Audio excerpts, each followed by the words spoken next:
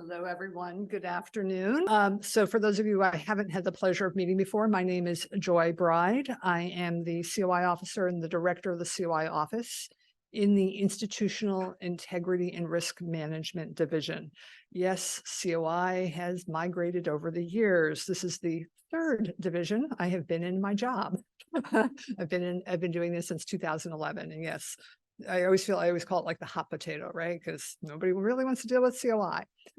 And on that fact, I'm going to actually do a poll. Sorry, not online, for those of you who are live here in the audience. And that's just because a lot of people don't think how much they deal with COI, maybe in their daily lives or even when they were growing up. So those of you who've seen the presentation that I do with faculty, I will frequently, or the postdocs, I ask this question. How many of you played on sports teams when you were younger or have children who played on sports teams? Yeah, nearly everyone, right? Not the school organized but the community ones. Who were the coaches of the teams? Yeah, parents. That's right, the parents. Yep, think of that conflict of interest. If you were the coach's kid, did you get extra coaching? If you were not the coach's kid, did you think the coach's kid got extra time or the preferred position or whatever, some type of benefit, right? That let's up the conflict. The referee on the soccer field has gone down with whatever, vomiting because they're, whatever. And so now they either have to suspend the game or a parent steps up and said, I'm a certified referee. I can referee. And meanwhile, that team is like, yes, where the parent is, the other team's like, we're just going to forfeit because we're going to lose, right? Because the perception that bias could be there, right? So we don't think of this when we're 9 or 10 on the soccer field or as an adult watching this, right? But those items can be there as conflicts of interest. All right, so get you thinking about where this is. So today's presentation, I am going to go over some common challenges that we see from our side and a way to help all of you better. And absolutely, I want you to ask questions and we can talk about things as we go through even. Okay, so I always do role model. The second slide for faculty, we always tell them this, and students should be their disclosure slide and acknowledgement slide. So I have no financial interest to report, part of my job, but that a personal or bias that I have is I want to train faculty and staff and students about COI, since I like helping people achieve their goals. And more money into the university means more resources for all of us. And most importantly, the more I train people, then better I can sleep at night, that I'm not worrying that somebody hasn't disclosed something that they should have. All right, so the first piece to understand is there are multiple types of research conflict of interest. Mostly what you're used to seeing perhaps is the individual conflict of interest, those individual forms that you may be tracking in Ramsey's or on the IRB website, NERBIS website, where key personnel or investigators have had to answer. And by the way, just a question, how many of you are with OSP or Central? Okay, and then the rest of you are with units? Yeah, okay. With this, right? So where that falls into individuals based off of a combination of state, system, and federal requirements.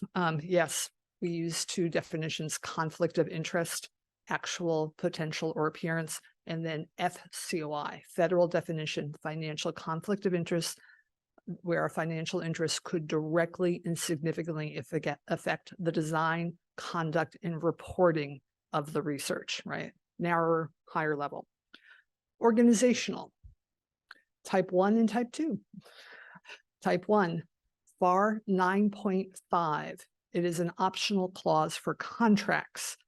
It is increasingly being thrown into multiple grant applications. A review is required, sometimes at the time of proposal, DARPA, otherwise and ARPA-H now are requiring this at the time of proposal, otherwise due at the time of award.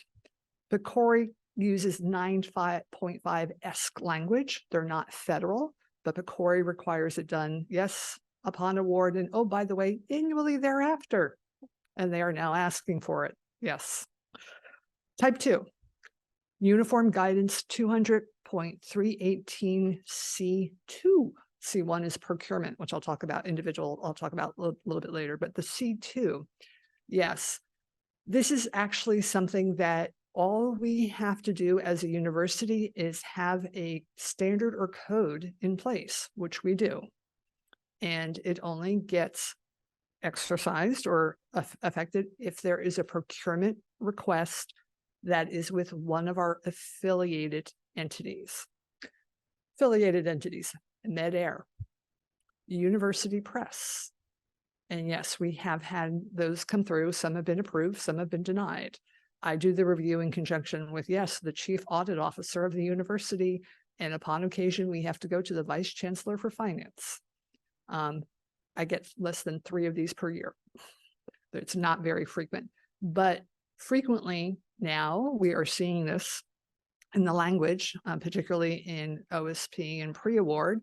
It is listed as part of the certification requirements at the time of award, that we have an organization, that we have this. So this is can be a little point of confusion, and we do. Institutional COI, there is no federal definition or regulation surrounding this. It is a requirement for being an AHRP, having an AHRP certified IRB, however. Our institutional conflict of interest policy, the first one was issued back in, I think, 2007 and then updated in 2009.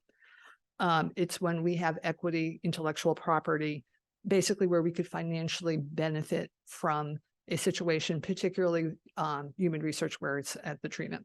The largest type of those treatment studies right now that are in use at the university are the CAR-T program. Because we are both manufacturing the treatment on our campus and in some cases using intellectual property that has been licensed out. Okay, all different reviews. All right, so Ramsey's COI coverage versus flow down. This is frequently a point of confusion. All right, common challenge with understandings. So who is for individual COI coverage? Obviously, anyone in UNC's world, right? Our employees, our staff, our students. Specific people from the healthcare system, if they're on our grants, would be covered by our COI policy because our policy is equivalent, right, or is congruent with the federal policy. The healthcare systems is not, because they aren't grant recipients. It's just simply not. So that's where we will cover them. There is an MOU in place on that. Independent contract investigators. I'm sure many of you know that are familiar with and love your ICIs, right? Or whether they're an IC, just an independent contractor, or ICIs. We made that call back in 2012 when the federal regs really changed in this area, because there are independent contractors who are sitting on advisory panels to a particular grant. They're not investigators. We did not want to subject them to COI.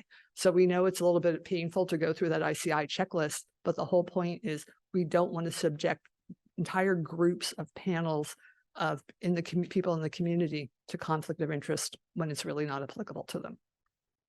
Research collaborators, unless they are covered by their primary employer, right? Because another institution, adjuncts. As required by NIH and NSF. Yeah, this is their little kind of snarly thing. So if for a subaward, if they don't have a COI policy that is compatible with the federal regulations, then they must fall under the universities. It is a must, right? I'll tell you, I really don't want to have to cover them. I will do everything I can to see, like, can't they do it themselves? Because they are on the ground, they're going to have the closest, and it's a risk. Forget about the additional work. It's also a risk to the university. So if they have something that's compatible, now it's changed over the years, how we approach this. They've had what's called the FCOI clearinghouse for years on the FDP website, but that was simply an organization could go in and register that they had a compliant policy, but nobody reviewed it to see if it was actually compliant. But luckily, a few years ago, NIH began creating registries that every institution who was the recipient of NIH funds had to register their policy with the agency. And oh, by the way, they reviewed them. So now if they're on the NIH registry, we'll accept, I know the subordinate, a screenshot that they're registered in. Our policy also as an institution was submitted to NIH and they reviewed it, obviously, and accepted it. But yes, that's where they are. So the rest of the individual COIs are flow downs, which means all subawardees, as required by the sponsor, the terms are just flowed down. We never see any of the COI. It can sometimes potentially we receive it and then it gets reported up, perhaps, but we don't actually do the work in our office. And the flow down is also for NIH and NSF, again, if they have their own COI policy, like clearly Duke has its own compatible policy. So when Duke, if we are on an NIH grant and we're the prime recipient and Duke is our sub, if they have faculty members who are on their grant, their sub award, who have an FCOI that gets reported to NIH, they send us a letter to our office. We go into ERA Commons as the prime recipient, the report goes in, and we're done. That's all our office has to do. And we send Duke the confirmation that it's been received. And we have a pretty well set up, and this is true with all of the other institutions, how that works. I have a little note there. The flow down is organizational COI. Organizational COI is always flow down. We can't cover an independent contractor or another agency on their organizational COI. So if there is a clause, and I know our ICs go like, what? And this happens on PCORI, they have to answer the PCORI questions as if they are an entity and disclose if they have any other relationships. Yeah, we sometimes have to walk them through that, but we can't cover them for those types of questions. So with that. All right, some other things that we frequently see. Urbis or Ramses, by the way, wrong sponsor. The wrong sponsor or email or person name is listed on my COI disclosure form. It's not NIH, blah, blah, blah, blah. Should be listed as supported by department funds or other X or Y. Fix it. Right, that's why we get that. Roberto gets the questions over the phone or it comes in via email. And we remind them continuously, the COI disclosure form is populated by data entered into Urbis or Ramses system.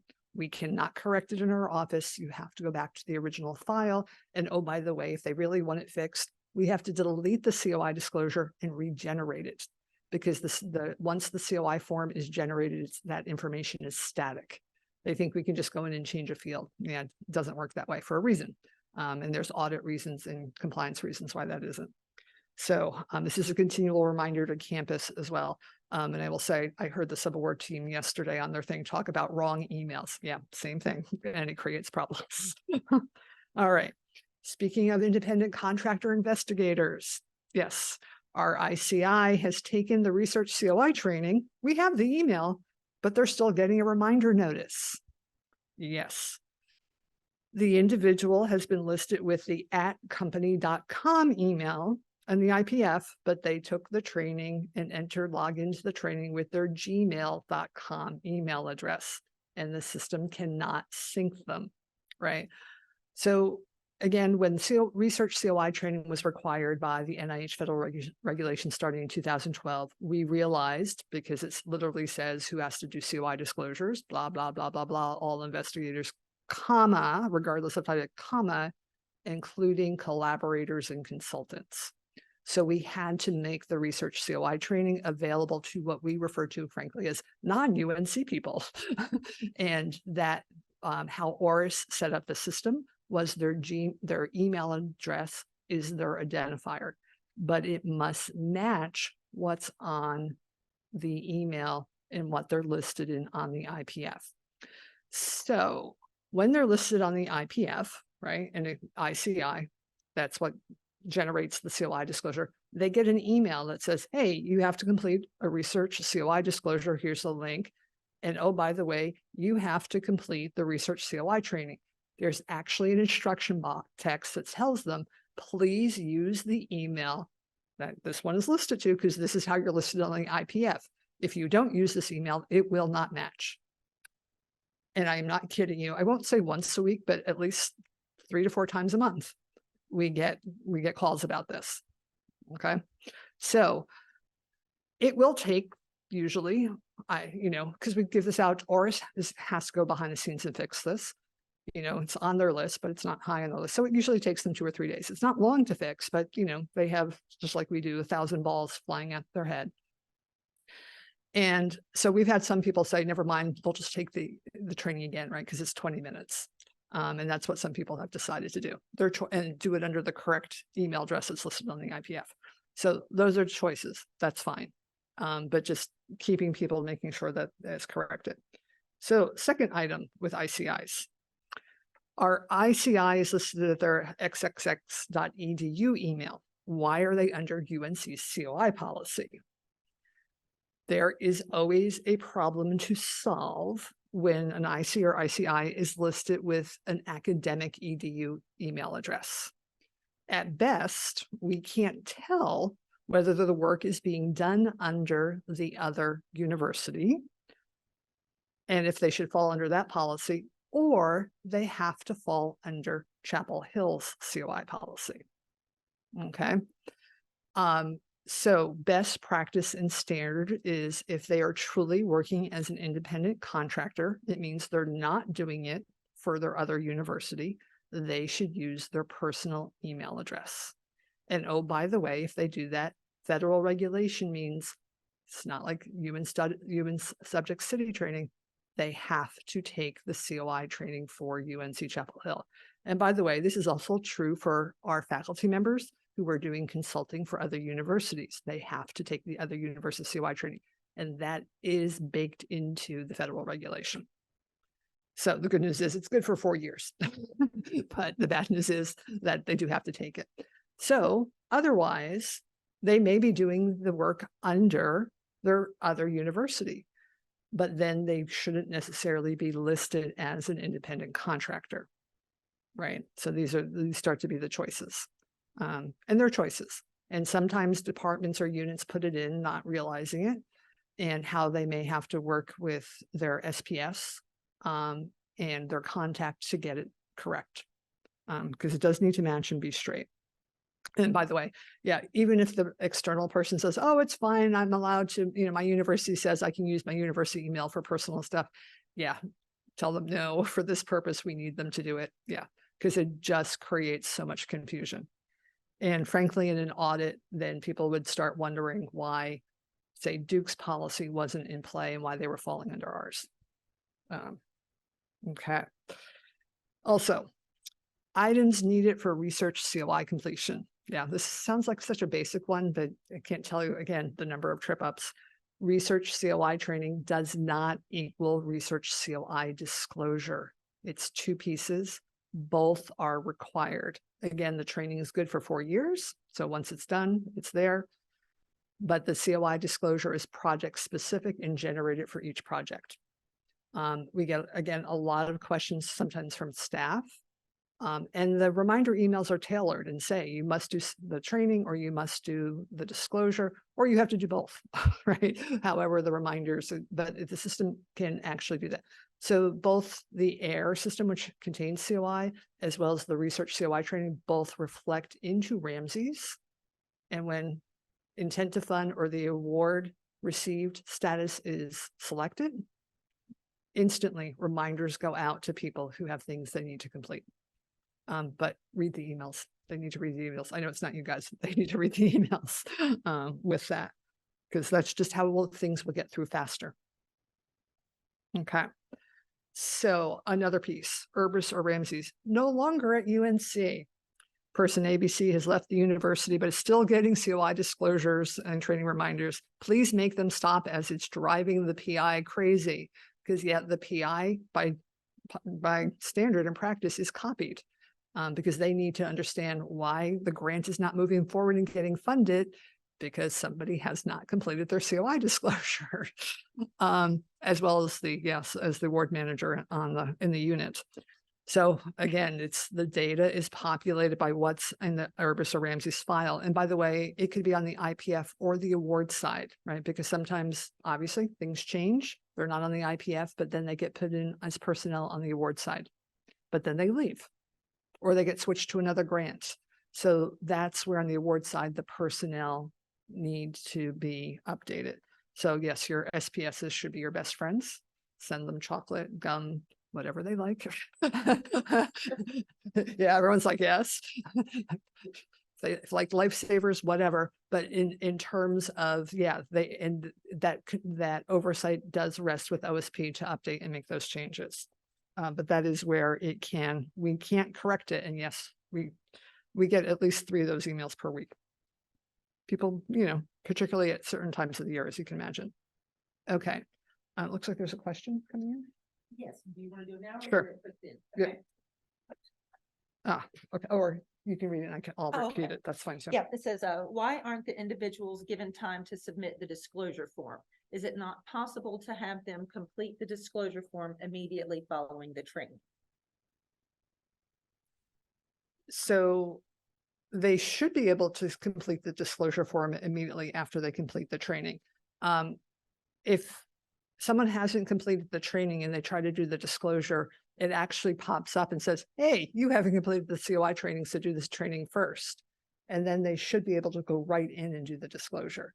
If that's not happening, then email COI@unc.edu, and that's a bug that we will work on fixing, because that is the way it's supposed to work. Yeah. Great question, by the way. Yeah, sometimes we have set out and worked with ORS to have things play out, and over time bugs develop in the system. We don't know unless people let us know. I'll be honest. We go in and obviously spot check, but we're on the back side of it. But from the front end, if you're seeing things like that that don't make sense, and sometimes maybe we just need to do an improvement to it as well, and we're happy to take that into account and see what we can do to tweak it. All right. Next, common places to stumble. 5 business days to OSR. Yeah, I know everyone in OSP, sorry, it says OSR. OSP. IFP is not submitted in a timely fashion. Yeah, that 5 days is pretty crucial, particularly if an organizational COI is required at the time of proposal. There's a lot of work to be done for that and a lot of data we have to review. So please, and I'll even say things like, okay, Department of Justice, or which requires organizational, but also individual COI review. And we have to do certification at the time of proposal. So it's not just the org COI, but the individuals all have to complete their disclosures. And if we have to actually do a COI review, expedite it and throw it into the top list of everyone. Data check. Who is named on the sub proposal? Do their emails match? Please. Yeah, the errors in the emails just trip us all up. Again, particularly for the externals, the non-UNCs, because it is their identifier. Data check. Was the right Emmett Smith chosen off the personnel list? Yeah, it can be really easy when you're going down that personnel list to not to see and choose the direct PID or department. And oh, by the way, yeah, that becomes pretty crucial and painful because then they have to get removed. The thing gets reissued, the time, which is can pretty quickly happen, but then the time delay for the right person to complete the disclosure. Manage. COI disclosure or training are not completed. Commonplace, right? This is why, and if you don't know how to check, on the COI website are 2 PDFs, one for Urbis and one for Ramses, as where if you're on the unit side, how you can go through and check to see on any given IPF, whether somebody has done their disclosure, what status it's in, and if they've done their training. Okay. And I will say, by the way, on the training, when people are like, oh, they're not getting reminders. Well, it may be going to their junk file, but you should know that reminders are going out through Ramses. But in addition to that, from the research COI training system, they get reminders at day -60 before it ends, day -45, day -30, day -15, and day 0. So by the time it expires, they would have received, in addition to whatever Ramses is like, hey, we've got a grant and you need to do this, they have gotten 5 reminders from the system. So yeah, this is when they say, well, I didn't get a reminder. Like, yeah, we know you did. Because by the way, the system actually logs it and shows the date in which it was sent into which email address, and it pulls their email address that's in the directory. So all of that built in, right? And then the knowledge, know that your subs assume their own COI policy is sufficient.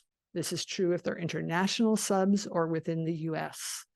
Another academic institution, there's no concern over that. We trip into it sometimes with internationally, and definitely some of the smaller places. Like they may have a COI policy for their organization, and it's perfectly sufficient for their nonprofit and keeping in line with best practices for their nonprofit. It's not the federal one. Note that one of the keys of the federal policy is, guess what? It has to be publicly available on the website if the organization has a website. So that's number one. The second part of that is if they don't have a website, which practically every organization does, but if they don't, they have 5 business days to produce it upon request. Yeah, usually they say that to them, like, oh yeah, we'll get it on our website, right? That's usually the response because that is the easiest. But it also has to require, as you know, COI training, and that has to be listed in their policy. We had one that came through. We don't get a lot that anymore for review, but occasionally with the subaward. And literally the organization's policy said, if you are participating in want to participate in federal or NIH research, you must follow NIH's policy. And it just gave them the NIH policy link. And they thought that was sufficient. Yeah. Embedded in the NIH policy is organization must have a process in place to do the reviews. Yeah, pointing to somebody else's doesn't work on that. So with that, heading forward. So sponsor COI standards. We've noticed that sponsoring agency has a different COI definition of why that's different from NIH. What happened to harmonization, right? That's been a buzzword at the federal level now for a couple of years. Getting things harmonized. This is particularly true in science and security. They're talking about harmonization. Well, I won't tell you who, but one of the lead NIH officials at the National COI conference in the spring said, harmonization does not equal uniformity. And the universities needed to adjust their thinking. It was like, wow, okay, that's going to be the final line. That means the agencies will not have the same definitions. They will be uniform, meaning they're going to be within a lane. Harmonized, meaning they're going to be a lane, but they're not all going to be the same, which in fact is already what we're dealing with. So the good news is the way the COI module is set up and the forms are, we can adjust for this. So for example, when the Department of Justice is now the sponsor or the prime sponsor, it asks the same standard 5 COI questions that need to be asked. And then pops a box and says, hey, your sponsor is the Department of Justice. They have additional criteria that you now will need to answer. And the first part is actually what's in the Department of Justice RFP, which asks such things is a member of your household, spouse, or partner? Are you potentially, are they involved in this research project? Blah, blah, blah, blah, blah.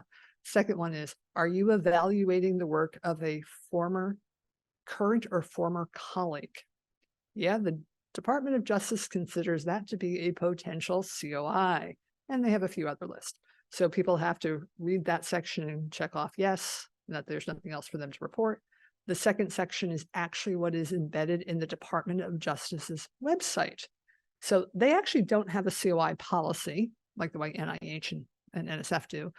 They have the COI section buried in their fraud and abuse section of their grants contracts.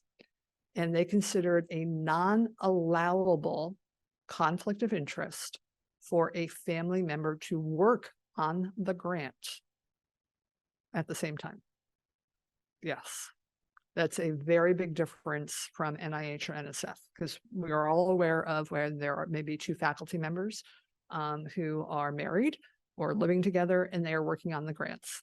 And because they both report to the chair, that's considered allowable because they're ultimately not setting each other's salary or things like that. DOJ, that's not allowable.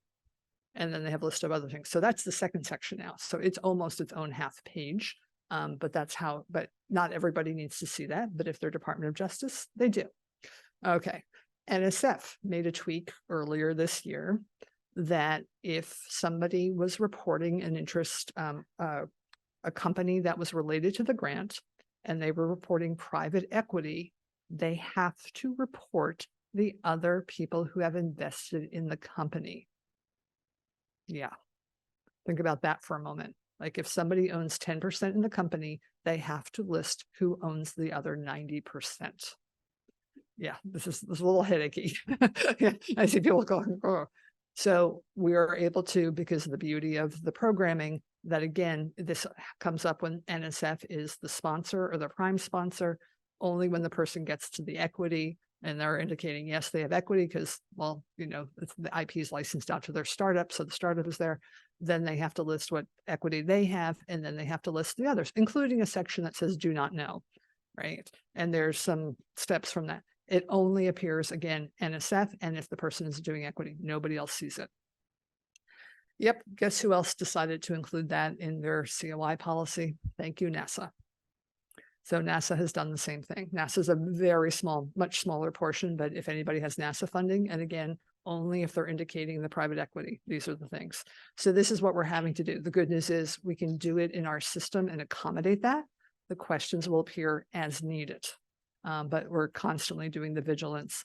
I will say in 2015, when Uniform Guidance came out, in Uniform Guidance, it said, federal agency, you must have a COI policy to which the non-federal agency will be responsive, right? They put that under their definition. It was like, and then they had one little simple sentence after that. Yeah, Department of Energy and NASA did not put out policies. And the Government Accounting Office, the GAO, took them to task about a year ago. So in the past year, this is where Department of Energy and NASA have put out, if you've seen, oh, they're putting out their interim policies or COI policies, that's what happened. That's what started this. Fortunately, they have mostly taken exactly what's going under NSF and NIH. So we're fine. NASA decided to do the NSF model, but there we go with the equity piece, with all of those concerns. So just, making sure that on the front end, they're because the COI questions will be generated by the prime or the sponsor, the prime sponsor, the sponsor or the prime sponsor, getting that information up front is key. If it's not, and we find this out after we're starting to do some review, we may ask for the COI forms to be deleted and regenerated out of Ramses, because we will need these questions to populate correctly for investigators to answer. Always good information going in equals good process going out. So you may not be able to quite read this. It's a little fuzzy. So this is actually a comic strip from, May 3rd, 1965. In conclusion, fellow peasants, this is the king speaking, let me stress the need for peace and harmony. Second thing, remember the golden rule. We must all live by the golden rule. The peasants. What the heck is the golden rule? Last box. Jongler responding, whoever has the gold makes the rules. Yes, these rules are put in place by the federal government. We are getting their money. And by the way, they're not the only ones. The foundations do this as well. And they're following the federal lead, but they are actually including some of these pieces. All right. I promised I would mention procurement. This is a procurement COI from 2015. The National Science Foundation suspended millions of dollars in research grants to the University of Connecticut after revelations that 2 UConn professors had used more than $250,000. Actually, each purchase was $50,000, which is not a lot to spend on equipment at all, but it was 5 of them, in grant money for no bid purchases of equipment from a company they controlled. Yep. In 2 of the 3 purchase requisitions, the faculty members with a stake in the company, and by the way, board position, signed a form that included the statement, I certify I have no financial or other beneficial interest in the vendor. Yep. So at first, NSF, yes, froze their entire bucket at UConn, $90 million. And then they backed down and only had the $4 million froze. Eventually, guess what? UConn had to pay back all the money and fines. The faculty members were actually lucky they were not debarred. We don't know actually what steps UConn took with them, but they were pretty annoyed. So this is one of the things where we have procurement pieces going through. If it is the person's startup, it is not allowed. It is 100% prohibited under uniform guidance. A lot of faculty members think like, oh, well, I'm going to get it from vendor X, who's then going to get it from my company. Yeah, it still doesn't work. Still prohibited. All right. Clearly cannot use federal funds. And there's some state laws as well. So we always try to say, you must talk to us in advance. But we had a very snarly situation this past year. And so this is, once again, COI meets with the schools. There's annual monitoring with many people who have startups, and we have, just so you know, probably about 65 plus startups on campus with faculty members. And as part of their annual monitoring meeting, we try to remind them of this, but things will slip through. And it will slip through, and particularly, I don't know if anybody's here from FIRST, the service center in the School of Medicine. This is what it is. We get new people coming in, new system set up, and not aware, like, this is a big red flag. Stop. Really just, in this case, they asked the question, I answered like, this is pretty much prohibited. Here's a way you could potentially do it, but they took that as that was a pass to proceed. Well, Joy said it was okay. Yeah. Joy never says it's okay. Joy may discuss that, this is a possible way, but the okay thing is a formal letter that comes out through the AIR system, because we would have somebody in this case put in a self-initiated COI and have a formal email, right, that comes out from air@noreply.unc.edu that says, you have reported a possible procurement from your thing, blah, blah, blah, blah. Here are the terms under which you can do this. The same way we do individual COI. Okay. It's never because Joy says so. I know that's the fastest way, but we do want to document and formalize this, because if we can figure out a way to do it, we really want that documentation, right? My worry is always like, Department of Justice comes to investigate us, or the Office of the Inspector General. Not that we don't want to do things, but there we go. All right. Some upcoming changes to know about. Requirement for the personal identifier, which I love, they're calling PIDs. We all know what that means. Such as ORCID ID is appearing already in the federal agency requirements. Yep. This is one from one of the agencies in the Department of Education. It's a little fuzzy, sorry. All key personnel are required to have a persistent identifier, PID, such as ORCID ID, in place before an award is made. Yeah. I'll tell you, NIH has so here's this little thing. ORCID ID is a nonprofit outside the government. They cannot require ORCID ID to be used. Side note, they've required it for all their employees, but they can't require it externally. All right. But already on ERA Commons, because I was asked to update my profile, the ORCID ID box was there. On the draft versions of the BioSketch and other support documents, that box is there. It's not a red asterisk as a required field yet, but it's coming. Okay, it's coming. So for those of you in the units, go back to your units and find out from your faculty members who has an ORCID ID. I presented about 6 weeks ago to one of the basic science departments in the School of Medicine. It was a faculty meeting, I asked the question, only half of the faculty were signed up for ORCID ID. I'm like, this is coming, you need to do this. This will make your lives easier. You don't realize this. It will make your lives easier, but it will be required. And you don't want it to hold up the time of award, right? And already, so this is going to be one of these things that's going to fall over agency by agency by agency. So let's get ahead on this as much as possible. This is actually at campus. It is coordinated through actually the Health Science Library. They are willing to do virtual trainings to talk about how to do this. There is a way through their website where it will connect up into the UNC directory or backbone. So then, because shortly coming to an IPF near you where it says PID, yep, ORCID ID box is going to be right beneath it, because we are going to have to report it in. I am waiting for the day when We're doing our FCOI reports, of which we do about 90 to 100 per year into ERA Commons through the FCOI module, where in addition to whatever else is we're trying to do it, it asks for the ORCID ID.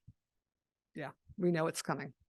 So let's everybody get ahead, start working on it. It will ultimately help everybody coordinate their information. Okay, so some just quick reminders, right? What can we do? We absolutely can provide clarification on the policy, procedures, questions, analysis of the COI requirements in the RFPs. We constantly are looking in through Ramsey's and pulling out the RFPs, trying to figure out what's there. Teach you where and how to check any COI status for your studies. Again, we have PDFs on our website, but we're also happy to walk through it. Roberta loves doing that because he would love to train you how to do it rather than doing. Sync the COI training for duplicate PIDs. Yeah, sometimes somebody's been a student here and then they come to work and somehow they get 2 PIDs. We actually have a tool in our office where we can actually sync that up. We can't sync up the emails. We have to outsource that, but the PIDs we can do. So obviously cannot add or inactivate personnel. We can't change the emails or the PIDs. We can't change titles. Yeah, I love getting on Ramsey's one that says TBD. Yeah, I need a little more information than that. Add sponsors to a COI disclosure. Went through that recently on an Urbis one where they had put in a mod and like, why was this other sponsor not showing? It was on our form and our form only reflected one, but there we go. Okay. So the next I have in is just our websites and information. So I see there are some questions and also questions from the audience. Happy to try to answer because I could talk about this for an hour or more. So let's go. So the first question is, can you not purchase equipment with federal funds from your established company as long as you allow bidding and disclose the information? Right. So the question online was, could a procurement be allowed as long as it went out for a bid if it was from an established company where the requester has equity? The answer is still no. This is a hard no from the Fed. And by the way, that is not a new regulation that came out in 2015. That has been in existence for a long time. We have figured out ways to adjust if somebody has an inventor and their IP is licensed to the company and they're trying to buy the newest and latest version of the assay. But the equity piece is a really this is where the federal funds on that is kind of a no. So we love it when companies donate things in. There may be other ways around to use non-federal funds. But the federal funds is pretty strong. The next one is, can you share another example of conflict of interest that doesn't involve financial factors or family relations? Oh, yes. Can I share another example of a conflict of interest that does not involve financial relationships or family members? Faculty member is reporting on a Ramsey's COI disclosure that they sit uncompensated on the scientific advisory board for the foundation, and that they were part of a committee which recommended the 5 areas of science for the foundation to fund over the next 5 to 10 years. Uncompensated, but then suddenly said individual has a $300,000 grant from said foundation. So that was not a individual financial or personal, that was not obviously clearly was not their personal financial interest. It wasn't going to their personal bank account. And by the way, the management for that was simply disclosure, right? They had to disclose that they sat on this uncompensated board that made recommendations, and there we go. It was not a huge lift. It could proceed.